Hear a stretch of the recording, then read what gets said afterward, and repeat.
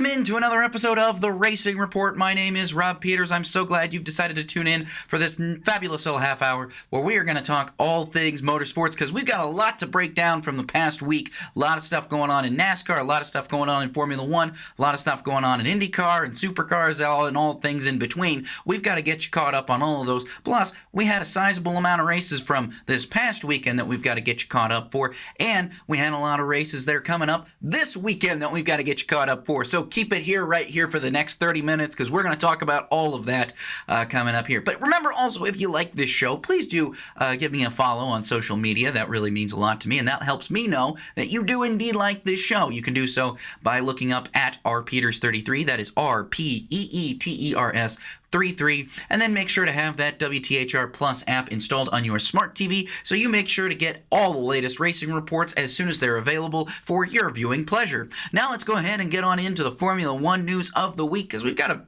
bit to talk about. First of all, let's discuss Max Verstappen. Max Verstappen says he has fully committed to Red Bull Racing in Formula One for at least the next year through 2026. So it looks like Max Verstappen is staying put at least through 2026, kind of putting to bed some of those rumors that were discussed in previous weeks about maybe he could go to Mercedes, maybe he could be feeling things around, maybe he could have an exit clause going on in his contract that would allow him to seek employment elsewhere, but apparently instead he has quelled those rumors ahead of the Hungarian Grand Prix weekend and said, no, I'm staying at Red Bull for 2026. My clauses, my exit clauses have passed, so I'm staying here. So at least for some Red Bull fans, for maybe the Dutch fans, that's probably some good news, assuming that Red Bull continues to produce a race-winning race car in Formula One.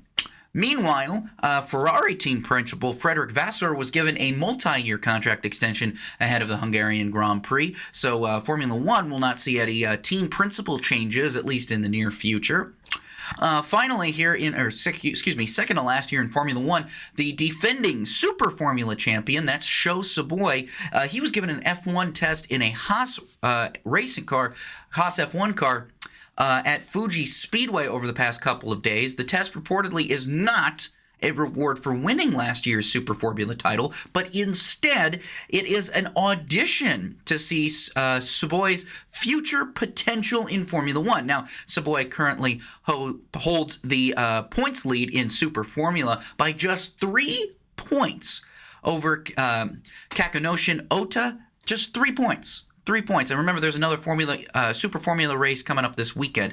So I'm sure Sho Savoy is probably riding high. Now, it is a 2-year-old Haas car, but still they are evaluating him. And remember, he is a Toyota-affiliated driver over there in Super Formula. And remember, the large investment that Toyota has made into the Haas F1 team, at least within the past year. So I'd be very curious to see where this goes, if this is indeed, this is a good solid audition. Now, I believe Ryo Hirakawa is also going to be going out there and testing the car as well. But very interesting to see that Sho Savoy is getting an actual audition for a potential Formula One ride, or maybe rides in other forms of motorsport that Toyota participates in. Just very interesting there. We'll have to see where that goes. And then the final piece of Formula One news we're going to talk about here before we move on is that the F1 movie has officially become Brad Pitt's most successful film. I know this is probably like, what does this have to do with anything? What does this have to do with racing? Well, I just think it's kind of a cool little piece of news to throw in here, because the F1 movie has officially grossed about over $545 million worldwide. Now, that eclipses Brad Pitt's previously most successful film, which was World War Z. If you saw that movie, you know how successful that was at the box office. But now the F1 movie has surpassed that. So congratulations to everybody involved in that production. And kind of cool to see the F1 movie get as much praise as I think that it probably deserved. Yes, I think there were some issues with it, but again, it is a movie. It's not necessarily meant to be true to it's supposed to be true to the product, but it's also allowed to take some liberties here and there, and I think that's what it did. Granted, I think there were a couple of other issues with the film, but overall, I think it was just a great film to watch. A fun feature film if you're a Formula One fan, for sure. Maybe if you're a race fan, you might like it, but I know if you're a Formula One fan, you'll definitely like it, that's for sure. So that is it for the Formula One news this week. Let's go ahead and move on into our next topic here, which is the IndyCar series, because there was a big piece of IndyCar news that dropped just after we recorded last week's show. So we didn't get a chance to cover it on last week's show, but now we're getting a chance to cover it now. And that is that Fox Corporation has officially acquired a 33%, aka a 1/3 stake in Penske Entertainment, which owns the IndyCar series and the Indianapolis Motor Speedway.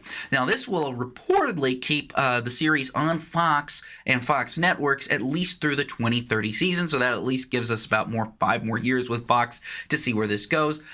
This deal is, according to the Wall Street Journal, this deal is valued between $125 to $135 million. And I think a lot of the big questions now become is, what does this mean for the series? Well, number one, I think it was very interesting reading some of the stories that came out from this, especially in the Indy Star. Nathan Brown of the Indy Star put out a really, really good story talking about this, where basically, Zach Brown and Michael Andretti and some other team owners were criticizing Roger Penske earlier this year or late last year as well, for not investing in the series and saying, well, if you're not going to do it, then just sell an ownership stake of it. Sell part of the series to somebody who will invest that money into promotion and into things that are important in growing the IndyCar series. Because right now, I think what we've seen since Penske took over, and this is half my opinion, half based in some fact, but IndyCar's level of popularity has stagnated. It's not really growing like it was during the early part of the 2000s, 2010s, I should say. When Randy Bernard kind of came in and said, no, here we're going to do all these things different. We're going to go back to these tracks that we never should have left. We're going to put together this brand new race car. We're going to do all of these things and really shaped the future of IndyCar for at least the next 10 years.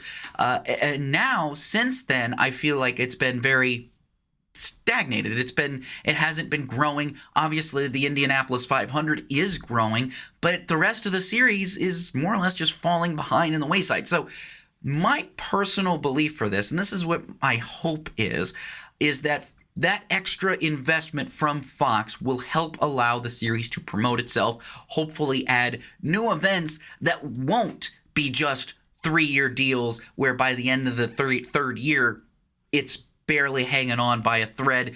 It's just barely making even.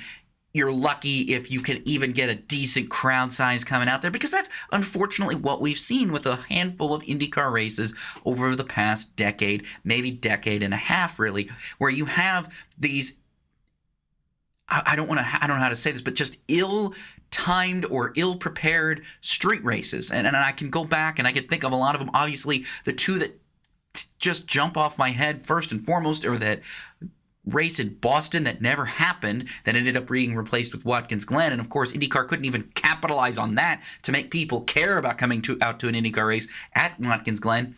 And then at Baltimore, which obviously was a huge hit, a very popular event for the people of downtown Baltimore. But again, you're working with promoters who just don't know what they're doing, and things fall through. Also, races in Houston have fallen through around Reliant Park. That fell through. We've had a handful of other races. Obviously, look at what happened in Nashville with that whole debacle.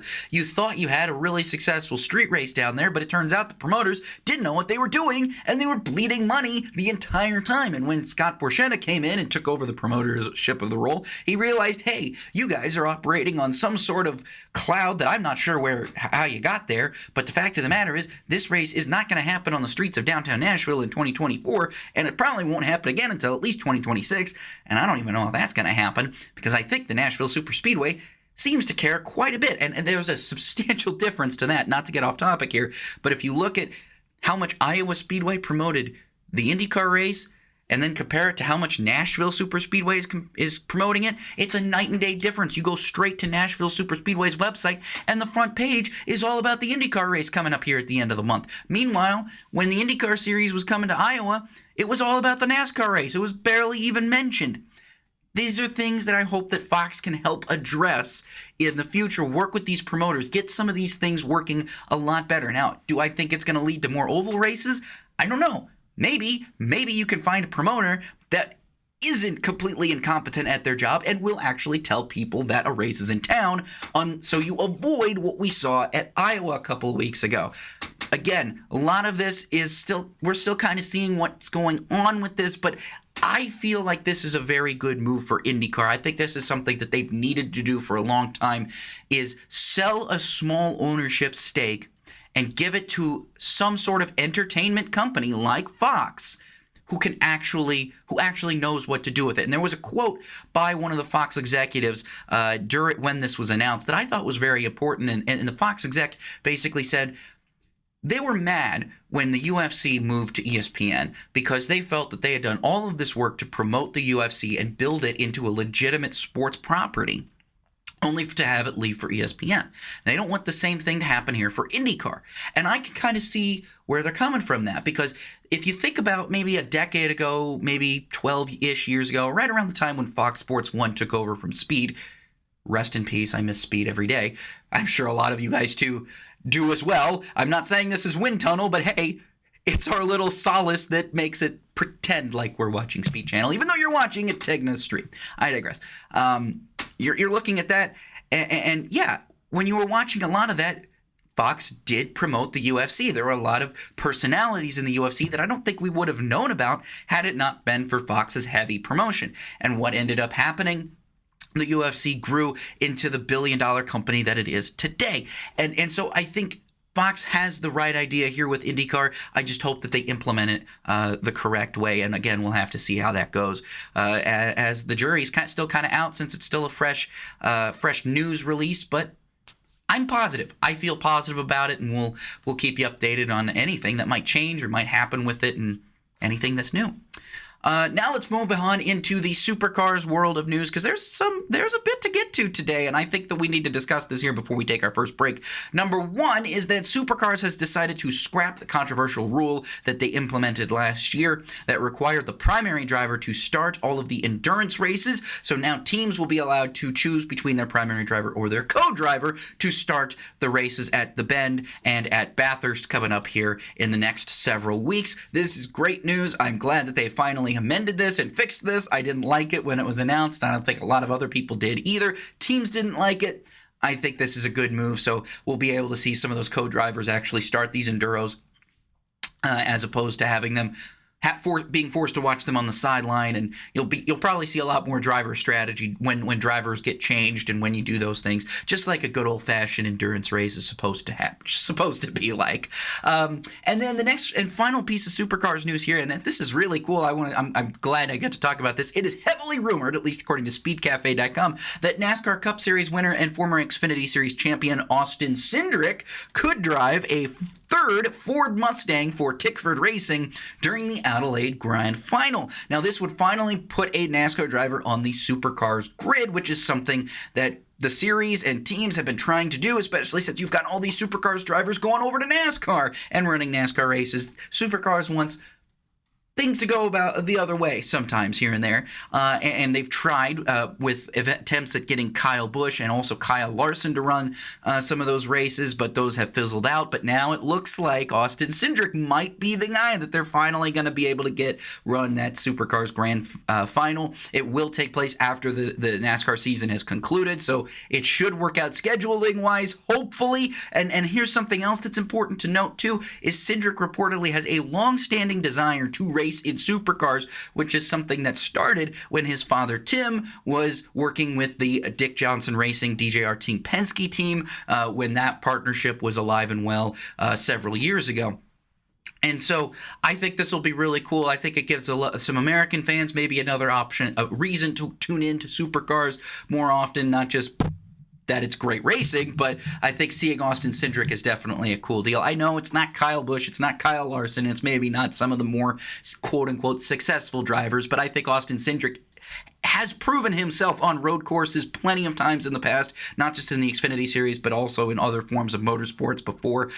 He comes from primarily also a road racing background as well, so I think this might suit him just a little bit better. And remember, the current Cup car and the Gen 3 Supercar are pretty similar in how they operate. It's not a 1-to-1, but they're pretty similar. So I'll be curious to see how Cindric does if and when this gets formally announced. But that is it for this first part of news. When we come back, we're going to talk about everything you need to know that happened in the world of NASCAR this past week. So do not go anywhere. Keep it right here on The Racing Report. And welcome back to the Racing Report. My name is Rob Peeters. Let's get you caught up on all the racing news out of the world of NASCAR from the last week, I should say. Some good news. Let's start off on some good news. Stuart Friesen is finally going home after 9 days in the hospital. He now has a long road to recovery after his dirt modified crash, but on the bright side, he is going home, had successful surgeries. Very happy to see that. That is some great news. And we have some updates as well on the status of his truck team and who's going to drive that going forward. So Christopher Bell is going to drive the number 54 truck at Watkins Glen this upcoming weekend. And then after that, Caden Honeycutt is going to race that truck for the remainder of the season. Now, why is this happening? Why Caden Honeycutt? Well, it just so happened it worked out because Honeycutt earlier this week was released by Nice Motorsports because the team found out that he had signed a deal with a different manufacturer for next season, which again is, I think, his ability. He's fully in the right to do that. It's his career. If he is offered a chance to sign with a team, if he doesn't have a deal in place for next year, I think he should be able to do that. But of course, Nice Motorsports said, no, we offered him a multi-year contract, and so now they're pulling him out of that truck.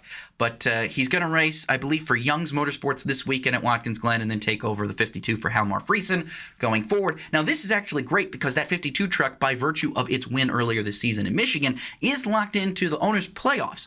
Now, Caden Honeycutt as well is above the cut line in the playoffs. So even though he was just released from his ride, he's still seated 6th in points and 9th in the playoffs. So it's entirely possible that if Caden Honeycutt does well at Watkins Glen and then coming up here in the next couple of weeks and is able to stay in that playoff hunt, he'll be able to race for the playoffs with that 52 truck. And so the 52 truck will be able to race for the Owners' Championship, and Honeycutt will be able to race for the Drivers' Championship. But this all depends on Honeycutt staying above that cut line. I don't know if he's going to win a race, but he's got to stay above that cut line. I think that he might be able to do it.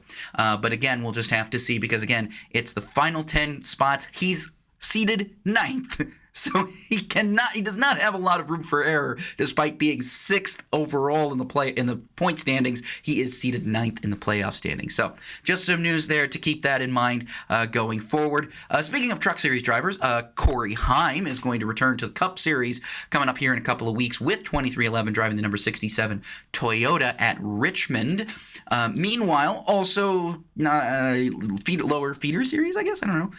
Austin Hill has been granted a playoff waiver. We talked about last week he was suspended for this past weekend's race at Iowa for intentionally wrecking Eric Almirola at Indianapolis. But he has been granted a playoff waiver. But as per the new rules that were announced at the beginning of the year, because this is not a medical exempt playoff waiver, he now forfeits all of his playoff points through the rest of the regular season. So let's say hypothetically he dominates at Daytona like he's done before, it won't matter. I mean, the win will count, but he will not reap any of those benefits other than already winning. I mean, he's already won a race this year. He's already in the playoffs. So winning at Daytona doesn't really even matter. What he's going to have to do is make it past the round of 12 and then win at Talladega. Otherwise, his season is basically done because he has 0 playoff points. He's going to be seated probably 12th in the playoffs when that cut line when the playoffs start.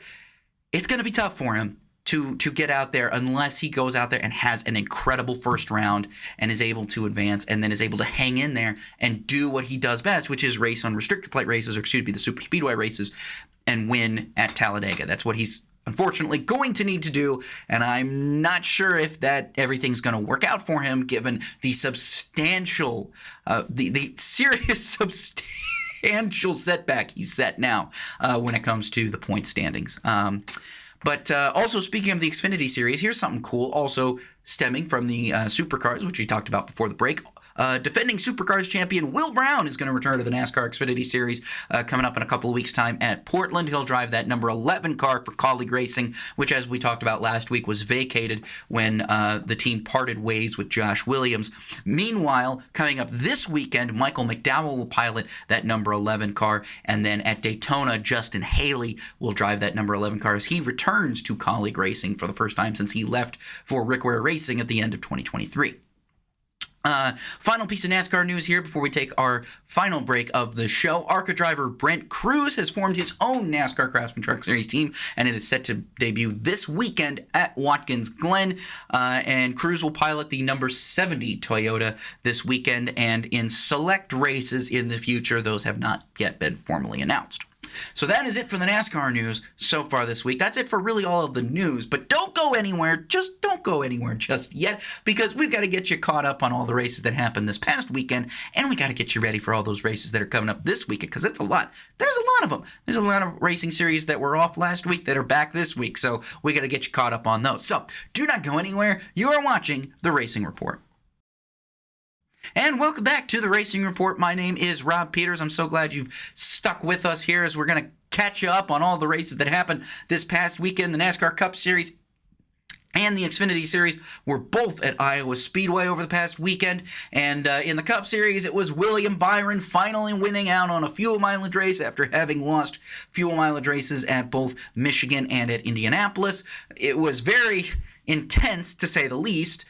But also, I think a lot of people are rightfully criticizing the NASCAR Next Gen car again, because, again, we had a short track race that was pretty much dominated by dirty air, making it very difficult to pass. Obviously, William Byron running pretty much half throttle for the remainder of the final, at least 10 to 15 laps.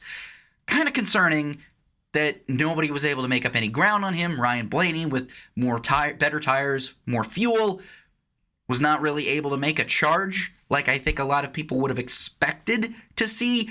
Definitely, I think we had some problems there on the Cup Series side. But now Elton Sawyer has said something apparently on Sirius XM NASCAR Radio where he is thinking about raising the horsepower at the very least on tracks less than a mile and a half in length. I hope it's less than a mile and a half in length. I hope they don't think, yeah, we should increase horsepower at all these mile and a halves where we're actually having good racing. No, I think it needs to be at the tracks that we're struggling to see good racing at right now, and that is, unfortunately, the short tracks like Iowa Speedway. Still, an okay race. I'm okay with fuel mileage races. I can understand why some people might not be.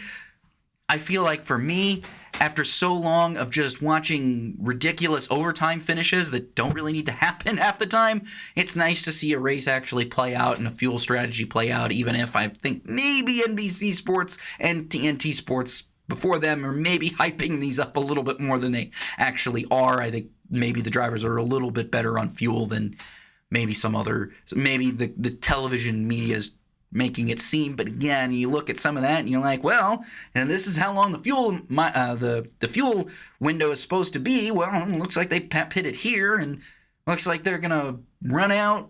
It's gonna be pretty close. It makes sense to kind of hype that up and say, okay, well, I think somebody might run out. But then ultimately they just don't and still have time to do burnouts. So that is what it is. But at least in the Xfinity Series, we saw one heck of a race. A lot of action overall in that Xfinity Series. Sam Mayer getting his first win of the season. That's good for him. He's locked himself into the playoffs as well. So that's some pretty good. I thought it was a good race. The ARCA Series was also in action there at Iowa Speedway. So a lot of good fun races going on this weekend at Iowa, especially, well, maybe not so much in the Cup Series, but definitely in the Xfinity and ARCA Series. I think you could say you had a lot of fun watching those races. Now, in Formula One, though, you had also a fun one in the Hungarian Grand Prix. Very close race there between Oscar Piastri and Lando Norris. Lando Norris obviously getting the victory, but it was close. It was very close. It's not very often you see two F1 cars that are teammates finish as close as the McLarens did and not have some sort of team orders play in. Like, it's very much Zach Brown is like, you guys race, just don't go do anything stupid, don't wreck each other, don't cost the team damage, don't cost the team time. But, if they have that, well, what did they win by, like 15 seconds or something over George Russell? Yeah, go ahead and let him race. And Lord have mercy, Piastri was going to try as he might.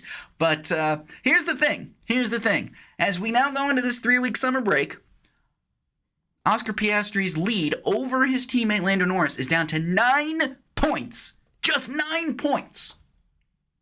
And I'm very curious to see who's going to benefit the most in that McLaren camp from this summer break. Is it going to be Piastri? Is it going to be Norris? Norris obviously riding the high of having won at Hungary and having held off his teammate.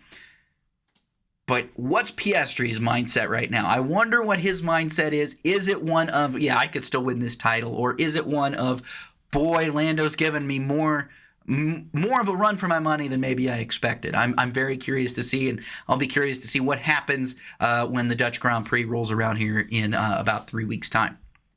But that's it for those races that happened this past weekend. Let's talk about some of the races that are happening this weekend, because there's a lot of them. We've got a couple of series that were off for a couple of weeks that are now back. Obviously, NASCAR taking no breaks, as is normal, is typical. They race basically every week throughout the season. But the Cup Series, the Xfinity Series, the Truck Series, and the ARCA Series will all be in Watkins Glen this weekend for some road course racing. Who doesn't love a good old race at Watkins Glen? I'm thrilled to see the Truck Series back at Watkins Glen.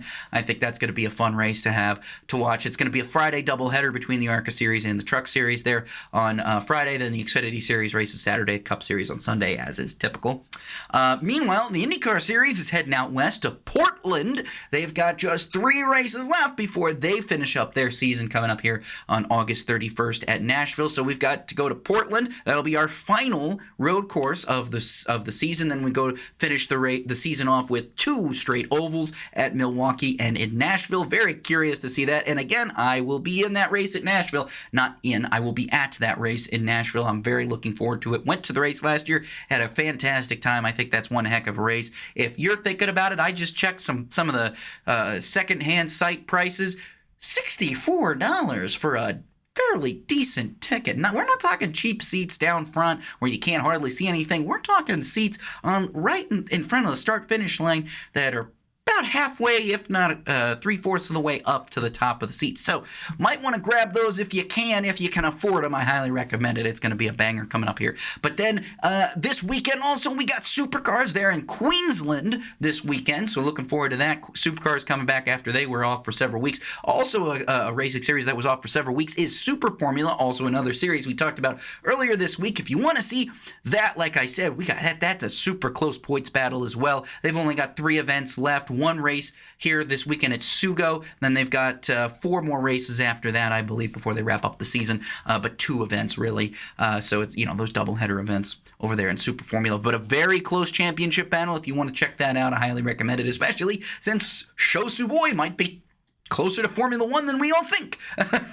You might want to get to know him pretty well. So, but that is it for this week's show. I really appreciate you all tuning in for this little program. I really appreciate it. It's a lot of fun to do, and I really appreciate all of you guys' support. So again, make sure if you do like this show, follow me on social media. You can do so by looking up at rpeeters33, RPEETERS 33. Make sure you got that 2 E's in there, otherwise it won't be me. It might be somebody else. And then make sure, as always, you got to have that little WTHR Plus app installed on your smart TV, and then you can get all those brand new episodes of the Racing Report and old ones, if so you desire, to see what wrong things I've said. I don't know.